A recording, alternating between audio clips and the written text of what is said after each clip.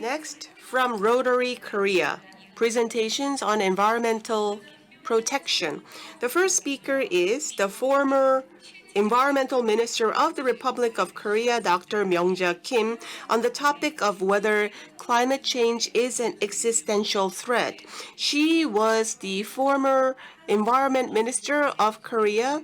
Currently, she is the president of the Seoul Forum for International Affairs, president emeritus of the Korean Federation of Science and Technology Societies, as well as serving as the chairman of the Board of Directors of Hyosung Corporation. Good morning. The topic of my presentation is the climate change an existential threat? The answer is yes, it is an existential threat. Back in 2008, there was a report predicting what would happen by 2025, which was actually quite accurate, other than the fact that the pandemic was not taken into consideration as a possible risk.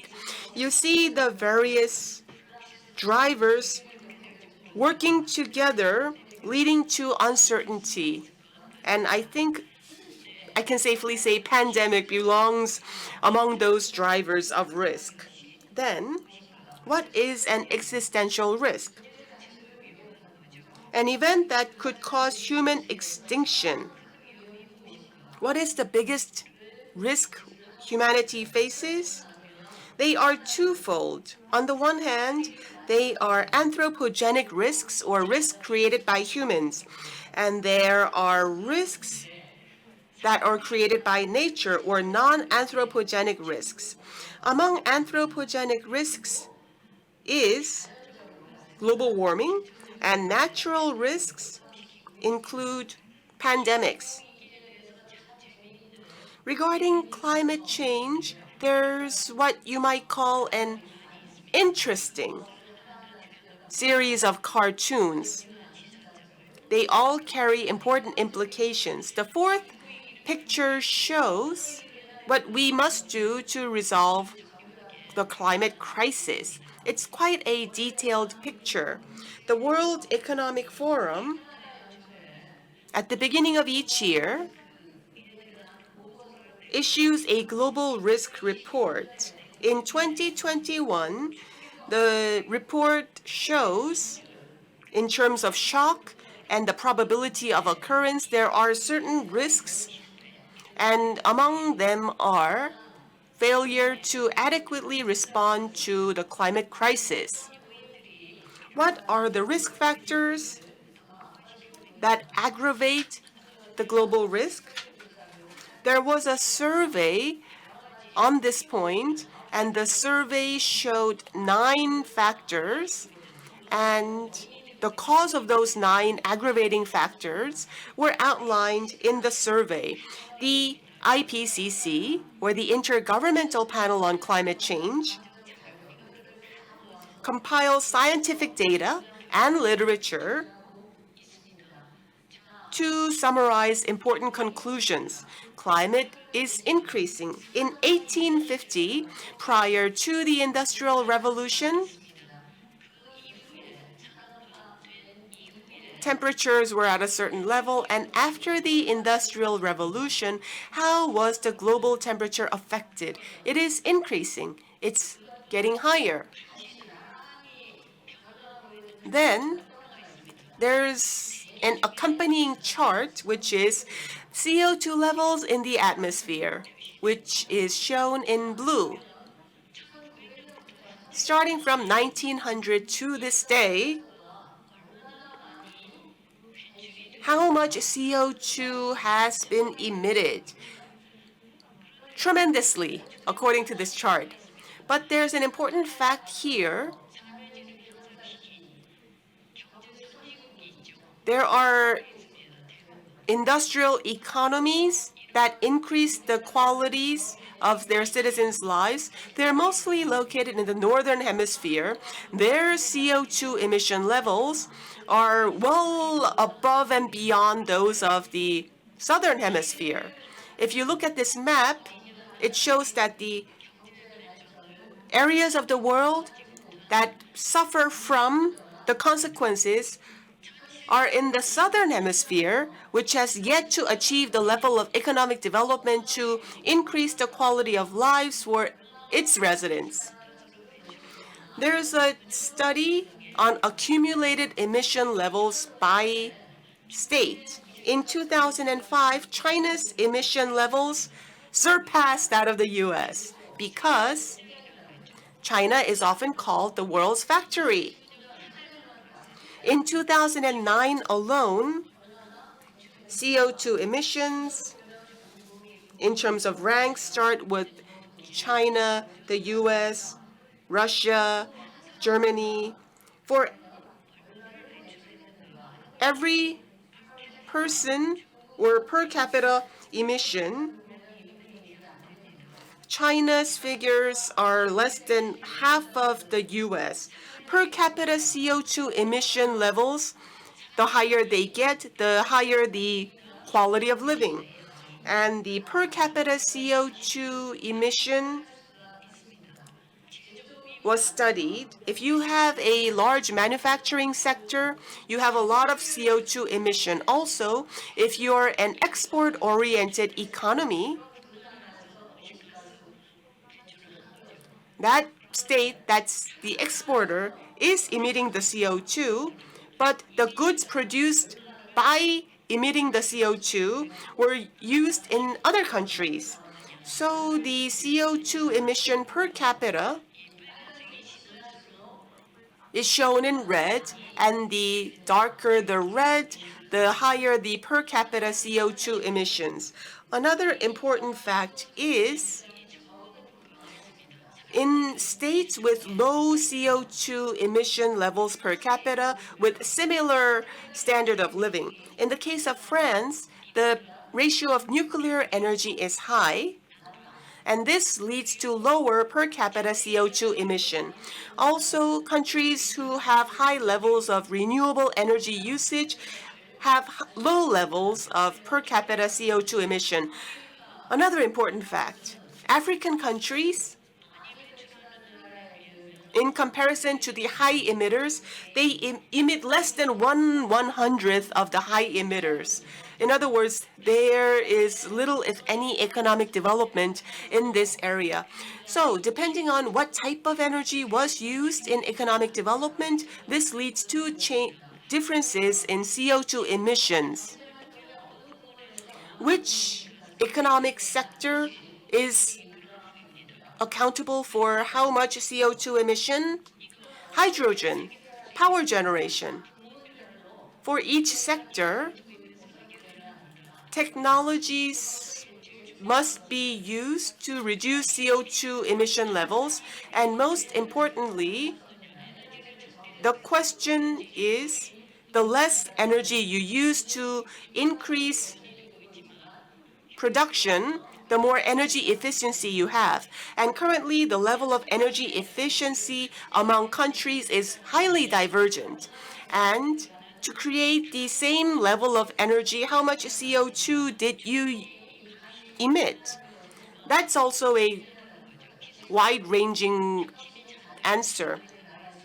The higher the level of technological innovation, the more energy efficiency you have, which means that France is one of the lowest emitters and one of the highest energy efficient countries. This chart was a bit complex, but those are the key points I hope you will remember. Globally,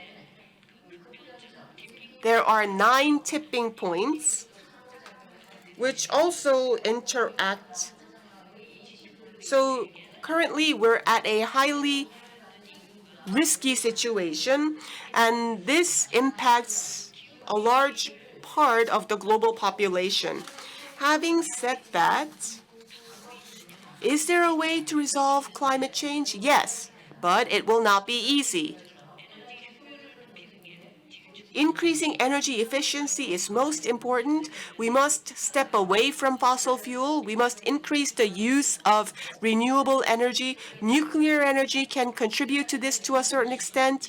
And the international society has set for itself the 17 SDGs. we can solve the climate change issue by achieving the SDGs. So in every step of production and consumption, we must work toward achieving the SDGs. In technology and industry, the least developed economies have basically little, if any, infrastructure or basis for them to achieve this. So going forward, the social systems and technologies that are at a tipping point, we must work to bring about a positive result.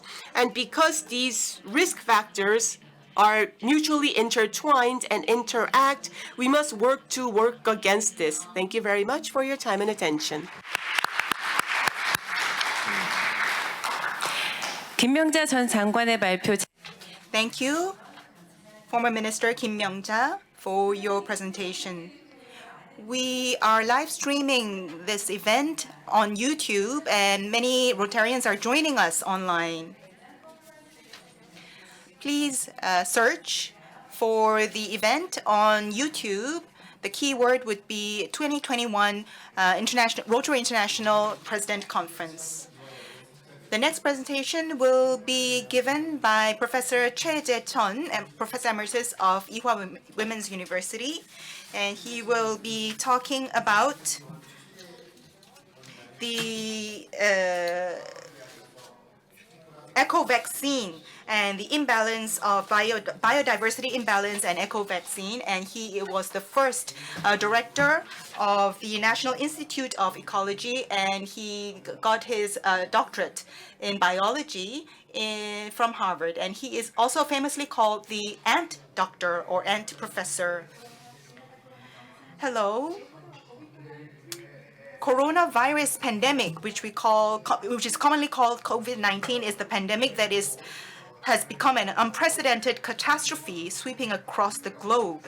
I visited the WHO website recently, and more than 200 million people have been infected, and the death count is over 4 million. And this, from a perspective of a biologist like me, is really absurd. Because virus is not even a living organism. It cannot sustain life on its own. So it is not even a living organism. It's just a fragment of a gene. But humanity, the Lord of all creation, is being devastated by this fragment of a gene, and so it's really absurd. But what choice do we have? So many lives have been lost because of this virus, and global economy is in the pits. According to an article in The Economist published a few months ago, the article said that perhaps we might be understating the death toll of COVID-19. Because if there is someone who has suffered for a long time from a disease and dies because of pneumonia, which is a complication of the disease, then the cause of death is recorded as pneumonia rather than the disease that the patient has been suffering from for a long time. So actually, if you count such cases, the death toll could actually rise to 1.3. Rise to 13 million actually. So studying nature is my profession, and I can say that sometimes that in a way we have treated nature with too much complacency, and that we are suffering the results of that. And so it's very encouraging, and I'm also very grateful that this very important problem and issue is something that Rotary International, with its global networks, is actually focusing on. You are known for your influence in terms of global service, and so I'm very encouraged by that. So if we regard this as the result of the fundamental attitude that we have towards the environment, and if we think of this as the cause, then our efforts should not stop at just fighting COVID-19. I know that we are going through very difficult times, and what I'm about to say might sound very unnecessary and things that we don't want to hear, but I can say that the coronavirus will not drive humanity to extinction, because once the virus has killed enough people, then there will be natural distancing between people, and the virus will not be able to infect any more people. Just like the pest, the virus was not a virus, it was a bacteria, but the bacteria was only able to kill 1/3 of the European population. Only, the word only might sound absurd, but the pest was not able to kill all the people that were living in Europe back then, because it could not infect any more people after a certain period of time. So pathogens could be terrifying, but these pathogens cannot erase humanity from the planet Earth. But this is not the case for environmental degradation. We see with heat waves, floods, wildfires. This is all caused by climate change. But we can't hide from climate change the way we can hide from pathogens, viruses, and bacteria. And climate change has the power to wipe the very last person from this planet. I'm very apologetic to say this, but we are learning lessons at a very great cost. So if you use the analogy of college education, we're paying very high tuition, very big tuition to learn this very expensive lesson, that even greater tragedy awaits us. So we have to rethink the relationship between nature and humankind. If we are able to think in that way, thanks to COVID-19, then I believe that we have to be really earnest in thinking about climate change, which is the cause behind behind COVID-19 as well. So personally, I believe that we have to think even beyond climate change and think about biodiversity, which is an inseparable issue from climate change. Biodiversity is a more worrying and serious problem.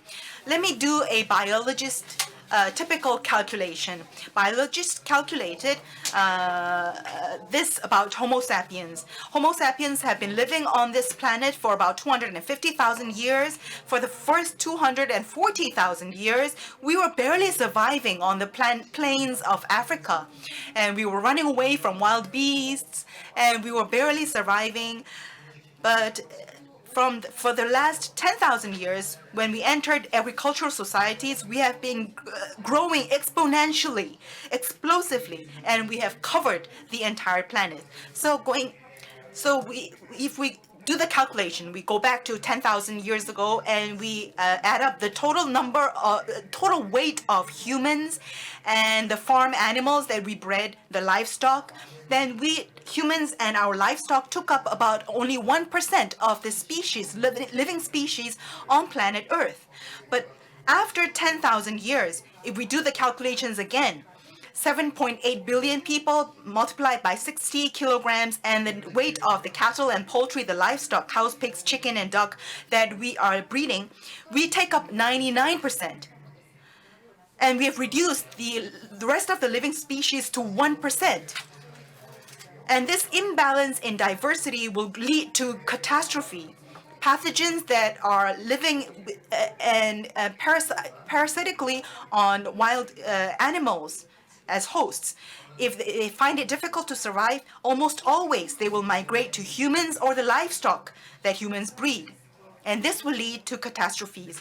When I'm asked who is the person I respect the most, I say Pope Francisco, even though I'm not a Catholic.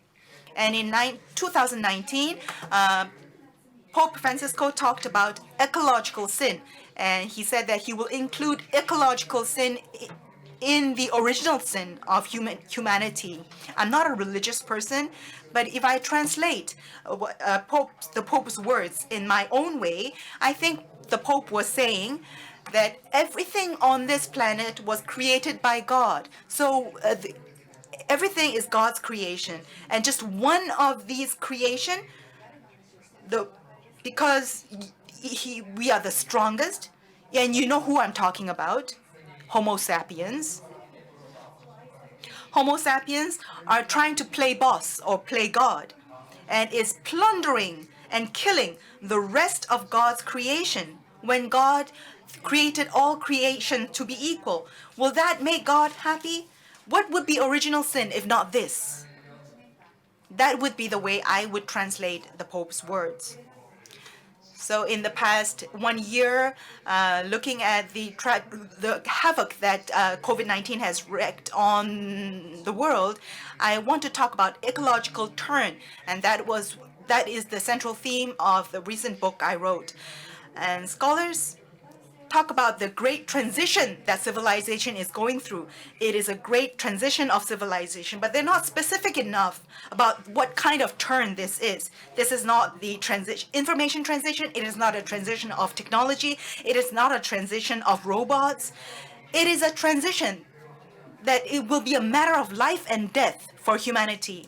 If we do not rethink the relationship between ourselves and natural ecosystems, then we will not be able to survive.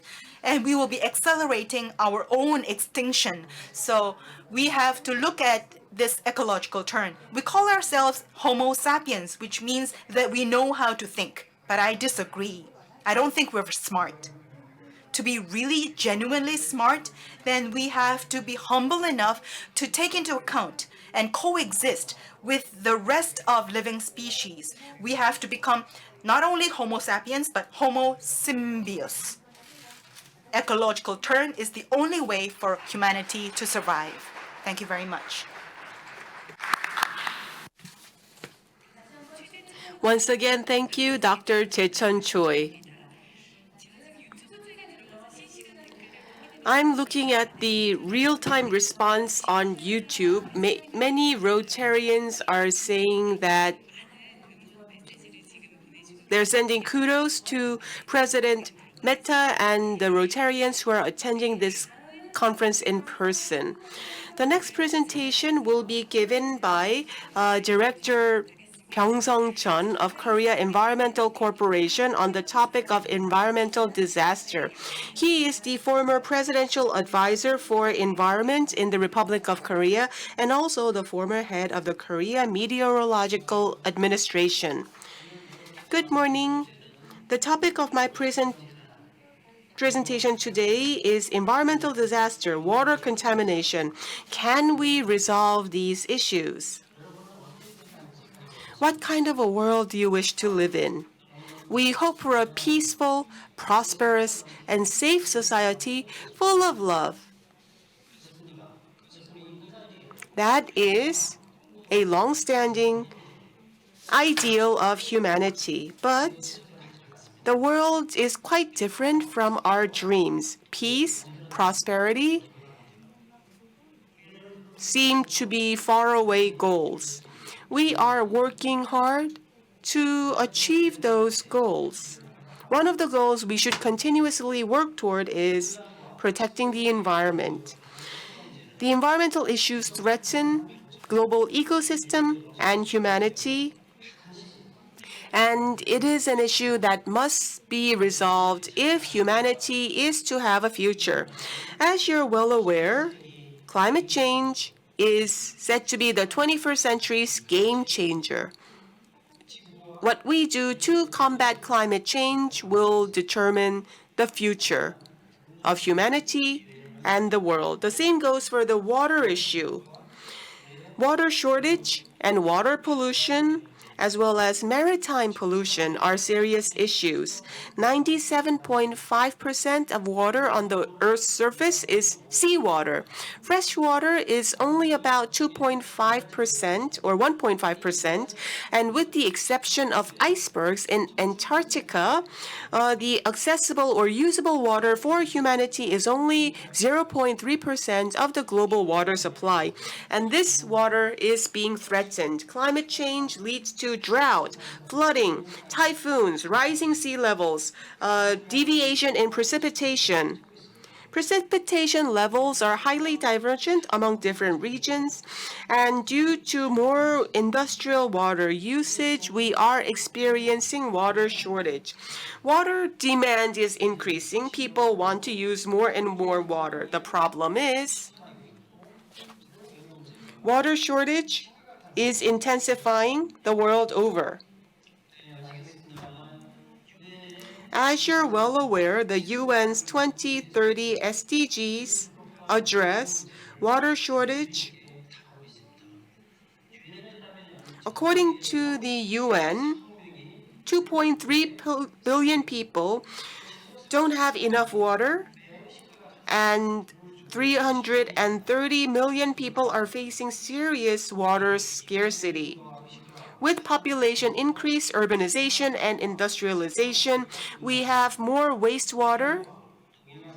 And with higher use of fertilizers and pesticides, land pollution, as well as pollution of rivers and oceans because of plastic waste, are now threatening human safety. Of the world population, before the Industrial Revolution, 1/3 of the world's population lived in cities, but over 68% of the global population now lives in cities. Industrial production and urban crowding leads to more water shortage. The average income the world over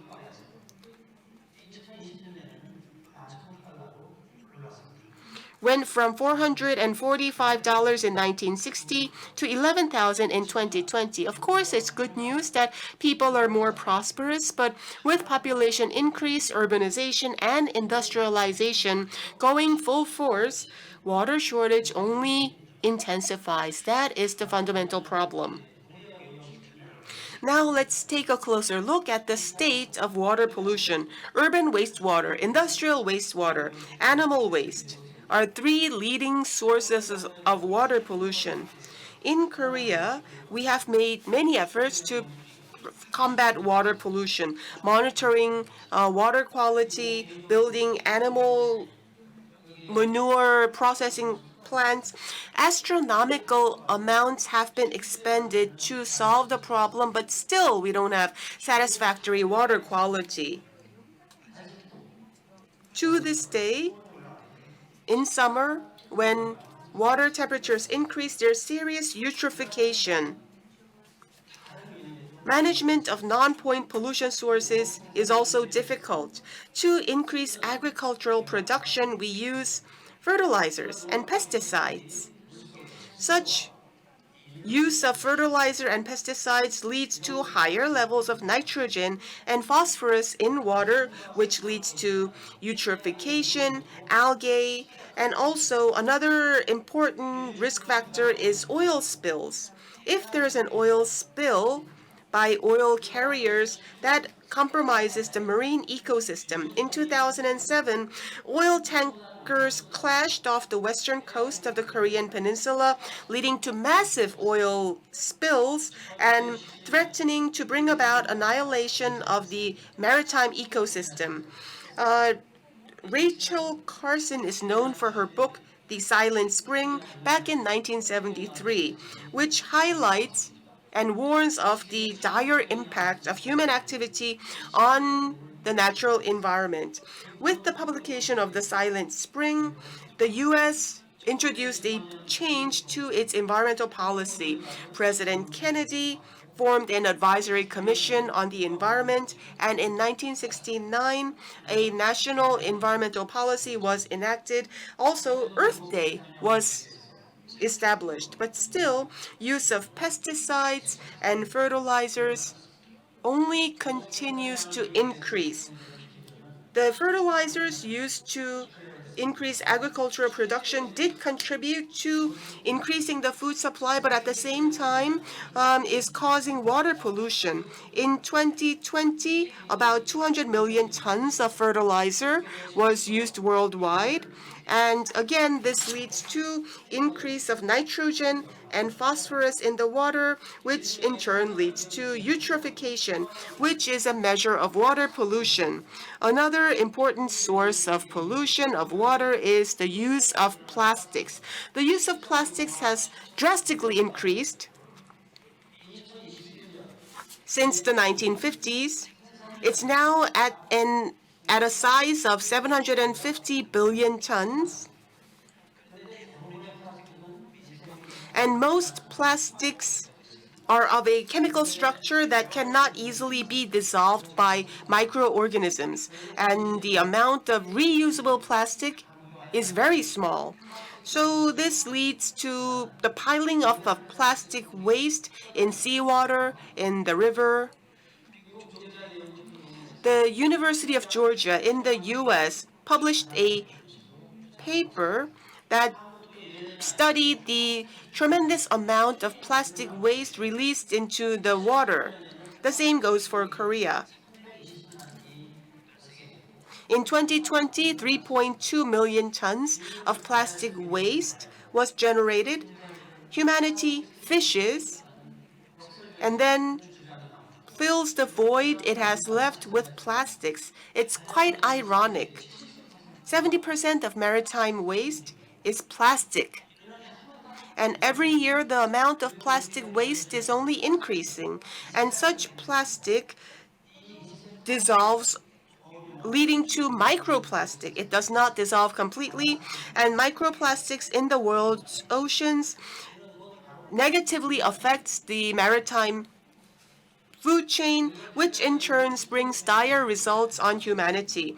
The issue of synthetic fiber is also serious. Synthetic fiber is extracted from petroleum, in other words, polyester, acrylic, and nylon. When you wash these synthetic fibers, you get microplastic released into the water. 1/3 of maritime microplastic stems from synthetic fiber, which is a shocking fact. Such microplastics feeds the food chain, accumulates in the bodies of fishes and other animals, and returns to haunt humans. The world is currently up to its chin in terms of the problems it has buried itself in. Perhaps it might be too late, but maybe it's not. In Genesis of the Bible, God, in order to have the world start anew, wiped the world clean with flooding, and those in Noah's Ark were able to survive and start afresh. Perhaps it is time for us to build a strong second Noah's Ark. A pro-environmental policy, development of pro-environmental technology, as well as global solidarity and citizens' participation, all will go into building the solution. Rotarians with their international network must lead the effort. I wish you the best of success and the highest level of contribution to this effort. Thank you.